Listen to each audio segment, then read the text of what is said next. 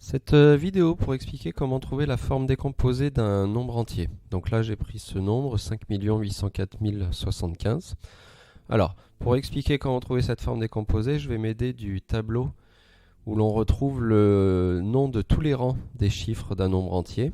Donc le plus à droite, chiffre des unités, ensuite chiffre des dizaines, centaines, etc. On a le groupe des milliers, unités de mille, dizaines de mille, centaines de mille, etc. Les millions, les milliards. Alors, je vais m'occuper des chiffres dans l'ordre de la lecture, c'est-à-dire tout d'abord le 5 le plus à gauche. Quand je regarde où il est dans ce tableau, le 5, il est dans les unités de millions. Eh bien, les unités de millions vont me donner la multiplication à faire avec ce 5. Unité de million, ça veut dire 1 million. Eh bien, ce 5 vaut en fait dans ce nombre 5 fois 1 million. D'ailleurs, si on le calcule, 5 fois 1 million, ça vaut 5 millions. Le nombre commence bien par 5 millions, etc.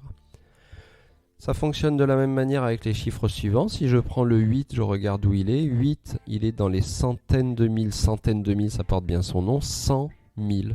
Donc ça fait 8 fois 100 000.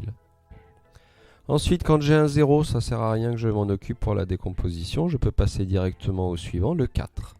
Alors le 4 est dans les unités de 1000. Unité de 1000, ça veut dire tout simplement 1000. Donc c'est 4 fois 1000. Ensuite, j'ai encore un 0. Je passe ensuite au 7. Alors, le 7, il est dans les dizaines. Dizaines, c'est 10. Donc, ça me fait 7 fois 10.